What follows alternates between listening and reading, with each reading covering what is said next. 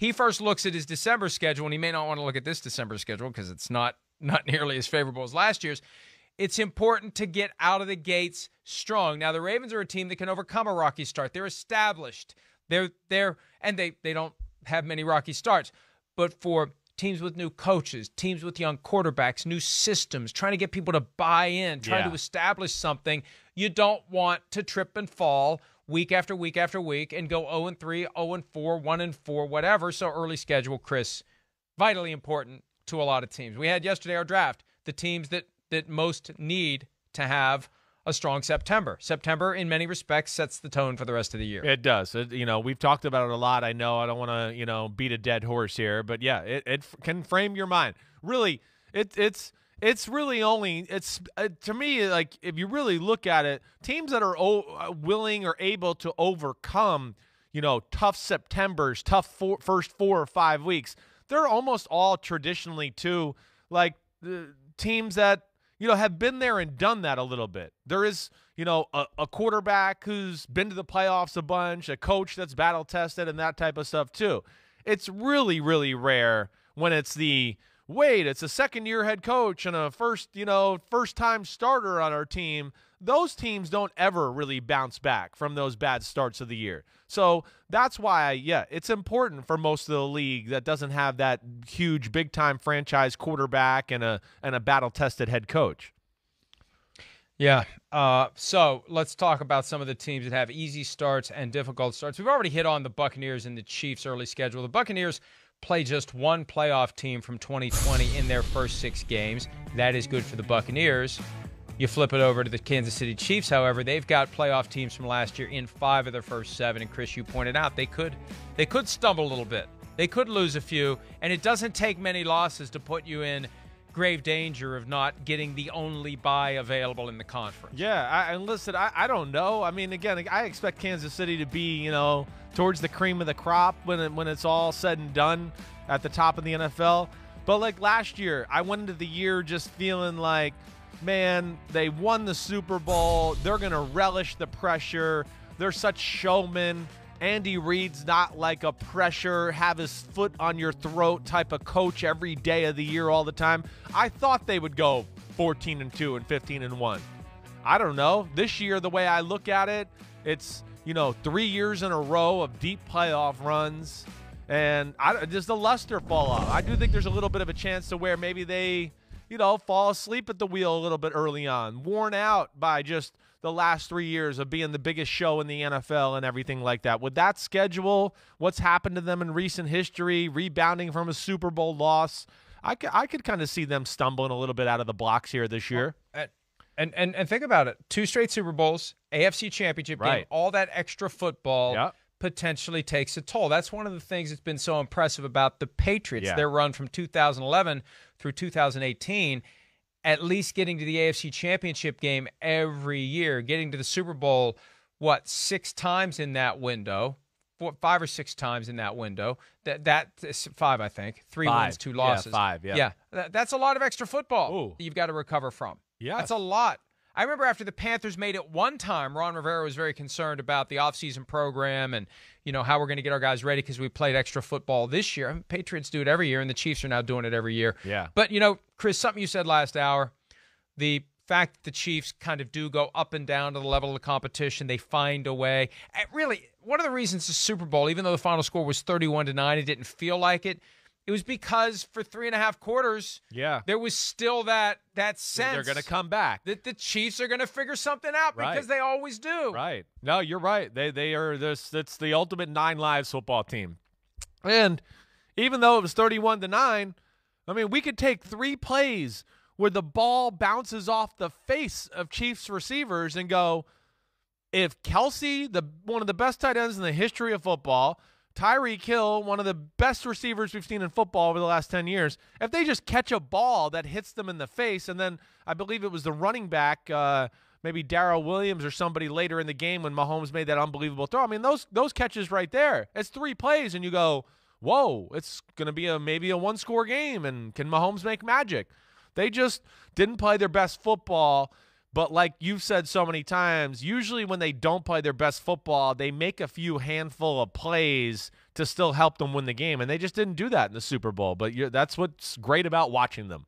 It is. It's some of great the and easier frustrating schedules for 2021. Your San Francisco 49ers, regardless of who's playing quarterback, whether it's Jimmy Garoppolo, Trey Lance, or Aaron Rodgers. I'm kidding about that one, I think. Although there's, still a chance. No, there's not. Wouldn't that be crazy? Right. And look, I don't put anything past the 49ers right now because at times I think the plan is there is no plan and they just make it up as they go. And if Aaron Rodgers would potentially fall into their laps, so be it. Okay, the 49ers schedule begins at the Lions. It's the biggest spread in week 1. 7.5-point favorites against the Detroit Lions. Even though we don't know who the starting quarterback is going to be, I guess I'm not surprised by that because the Lions are clearly a work in progress. Yeah, they're a work in progress. The 49ers defense, even with all the injuries last year, was still one of the 10 best defenses in football. And now you got Nick Bosa back and Jaquiski Tart, and they're going to have some other guys they signed through free agency and things like that. The offense, Mike, when you talk about the 49ers, offensive line, top 5 in football. Those running backs, Debo, Samuel, Ayuk, Kittle, everything like that. And you look at those first 2 games and you go, man, if there was any way you felt like you wanted to start Trey Lance and kind of like, hey, these aren't going to be like the toughest defenses in football we're going to play this year. We know that. Man, the Lions and Eagles, that could make you think to maybe you could go with that rookie starting quarterback. I'm still really interested to see what my man Shanahan does at this quarterback situation because you've heard my concerns with Trey Lance. He hasn't played a lot of football. I err on getting these guys out there and play and get those reps. I just want to see how he does this quarterback shuffle.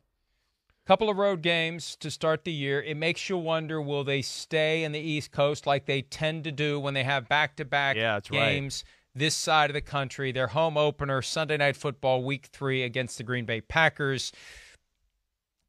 Aaron Rodgers may play in that game one way or the other. Wouldn't that be something? Wouldn't that be – it's not going to happen, but it's fun to think about. No, it's not going to happen. I mean, Not that he'd play for the 49ers. I would say, if anything – I don't know. What percentage would you put right now Rodgers is going to play? I feel like it's 85% he'll be there. Yeah, I'm going to even go higher than that. I just feel like with like the last 2, John Kuhn interviews we've seen, few things I've seen with James Jones on the NFL Network, like, I'm almost at like 90, 95%. He's going to come back to Green Bay. He's going to play awesome football. He's going to make the front office miserable, and he's going to leave town after the year's over. But yeah, week 3, we're going to see what the 49ers are all about. The Packers, this is their 3rd year in a row having to go out there and deal with this football team. So that'll be a good one on Sunday Night Football for sure. And depending upon what happens with the pandemic, it could be the first game at Levi's Stadium with fans since the NFC Championship 2019 when the 49ers blew out the Green Bay Packers to advance to the Super Bowl. So not exactly the ideal time for the Packers to return to the Bay Area. And we saw it that year. Anytime they pack up and go to California, they get their butts kicked. It happened twice against San Francisco. Yeah. It happened against the Chargers. That's a problem the Packers are going to have to solve early, and the 49ers, even though it's not an easy game, they could start off 3-0. Well, and I think if the 49ers stay healthy, hey, if they start off healthy, look, last year it all fell apart early. Week 2 against the Jets, or was it week 3? By then, it was week 3. Yeah, week 2. It was week 2. It was Jets Giants back-to-back weeks. Week 2 Jets. They came to the Greenbrier, stayed the week, and then it was week 3 Giants. It all just fell apart, and they could never get it going. And there's, like we said earlier, one of these teams that has 5 primetime games is going to have that happen. And chances are it won't happen again to the 49ers. No, I don't see it happening. I mean, again, I just with the fact that they re-signed Trent Williams, got Alex Mack at center, drafted a second-round guard to an already really talented offensive football team, and then you're going to have Nick Bosa back and everything like that. Like, I'm with you, Mike. The team's just they're too damn good. It was a top 15 offense last year that I would just be shocked if it's not much better this year. Because of the players and, of course, the quarterback situation. We don't expect to see C.J. Beathard or Nick Mullins. And then, the defense was top 5 last year too. So, yeah, they have a little bit of a early season cushion where they can get to 2-0. And then stuff starts to get real a little bit with the Packers, Seahawks, Cardinals, and a bye week. But, yeah, I fully expect the 49ers to be a major player again. But that Week 3 Sunday Night Football game, that could get personal too. Again, according to how the coaches in Green Bay feel about, how aggressively maybe the 49ers approached, the Rodgers, the trade conversation and all that stuff there. I mean, we've heard that people there are not real happy in the front office and feel like the 49ers tampered a little bit. The Ravens have a schedule that, as we discussed earlier, consists of a Week 2 game against the Chiefs on Sunday Night Football. But the other 3 of their first 4 games, all on the road, but games that you look at and say, those are winnable. At the Raiders Week 1, it's going to be the first game at Allegiant Stadium with fans, but the Ravens are in a higher class than the Raiders. At the Lions, at the Broncos, those are games that the Ravens should win. They should be at least 3-1 heading into a Week 4 or Week 5, showdown with the team that used to be in Baltimore. Yeah, I mean, their schedule is one of those ones. The first time I looked at it, I went, "Oh, that's not bad." I mean, again, there's no definitive real hard stretch in the first half of the season. I think that's the thing that I look at, kind of like you just said, Mike. I mean, even with that Colts Week 5 matchup, then you got the Chargers who are, up and coming. You got the Bengals and the Vikings who, yes, the Ravens should be better than the Bengals and the Vikings, no doubt. I have no problem saying that here in the middle of May. So it is a good schedule for them to really kind of get a stranglehold maybe on the AFC North or just playoff positioning in the first half of the year with that schedule. And they better do what they can, because look at the stretch starting in really Week 12. Browns at Steelers, at Browns, Packers, at Bengals, Rams, Steelers. That's legit. There. That is a gauntlet. I mean, you've got your 4 games against your 2 toughest rivals all packed in to that 7-game stretch to end the season. That is not going to be easy. No, not easy. I mean, even that, the easy one on there is at the Bengals, and Cincinnati, they're not going to be just a pushover at home, especially. But yeah, that's going to be the season right there. Probably the season and where exactly they're ranked as far as the division standings and the conference standings. I mean, that's some big time football. The fact that you got to play, all those teams, the Steelers and the Browns 4 times coming down, what is that, the last 7 games of the year? Major implications. It reminds me, wasn't it the 49ers last year that had that 7-game stretch that was just murderer's row? I think it was the 49ers. Yes. That just one after another, and that contributed with all those injuries to the thing falling apart. Well, let's go to the Panthers first. The Panthers, they play one playoff team from last year in their first 10 games. Not that matters much, because there are plenty of teams that are going to make the playoffs that didn't make it last year. I mean, you look at some of these teams, they're not cupcakes. They get the Jets right out of the gates, which is good. If you want to get the Jets, you want to get them early before they develop into whatever they're going to be with a new coach and a new quarterback, and Sam Darnold gets his revenge. The Saints the next week, that's not ideal, but it's a division game. They play them tough. Then they have at Houston, which, Houston, many think will be the worst team in the NFL this year. Right. But Dallas, Philadelphia, Minnesota, Giants, Falcons, I don't care that none of those teams made it to the playoffs. Those are not going to be easy games. No, they're not going to be easy. Carolina's still winning. They're learning how to win football games. There is something to that. Learning how to win games in the NFL for a young team, a young coach, all of those type of things. So, yeah, nothing's a slam dunk. But, what popped up to me, too, this schedule, just because of, the stuff you said yesterday, where it is. This is the exact poster child of a team where you go, oh, wait, some early season favorable matchups to where they could gain a little confidence. And, yeah, Cowboys and Texans defense were sucky-ducky last year. They couldn't get any worse. And Houston, I don't expect them to be much better. Dallas, okay, a little bit. But I do think at least, you look at that there, like you said, and you rattle off the teams you did, there's some winnable opportunities. You don't look at it and go, no, the Panthers are the lesser team. You go, ooh, no, the Panthers actually might be better. And at the very worst, other than the Saints game, you just go, it's 50-50. So that's something. And they got some young talent that they might be able to capitalize on something there. But you said it, learning how to win. That's what they need to do. It They're is. going to have the opportunities to do it early on. The Jaguars learning how to do a lot of things. Urban Meyer, his debut in the NFL in any capacity. They start at the Texans. Hey, only thing better than that would be hosting the Texans to start the season, because the Texans are the team to beat, literally, in the NFL this year, and the Jaguars could get to 1-0, just like last year, 1-0. Oh, wait, then you lose your next 15. Well, hopefully it'll go better for them after week 1 if they pull off a victory in week 1 against the Houston Texans. They got Denver, Arizona, and Cincinnati to finish out the first 4. And look, again, Broncos, we don't. Arizona's no cupcake. No. The Bengals have Joe Burrow.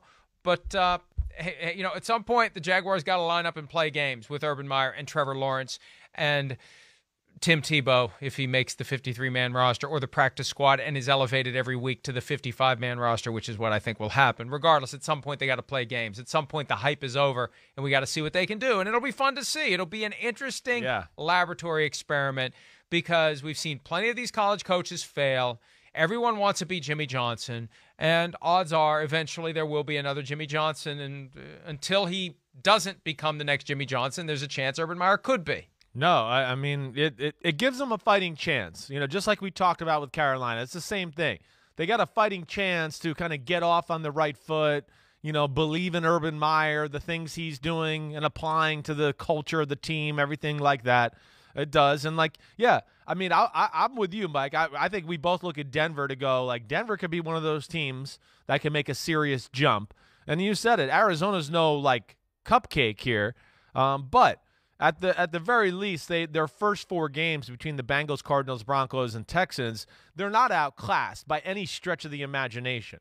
So, yes, they should have their opportunities to win their share there, or at least even go 2-2. I mean, if they go 2-2, I'm going, that's a positive. Good for Urban Meyer, good for Trevor Lawrence. Things are going the right way. We expect them to lose games, but you get out of September 2-2, that'll be, I think people in Jacksonville would take that. Yeah, and also it's Burrow versus Lawrence, Thursday Night Football, Week 4. Number 1 picks from each of the last 2 years. In recent years, you would look at Jaguars, Bengals in a primetime slot, and you'd say, "Are you kidding me?" But hey, I'm last up 2 for number 1 that. picks. That's right. That could get interesting. Yeah. Hi, I'm Mike Tirico, and thanks for watching. Make sure to hit subscribe for the latest news and highlights from NBC Sports.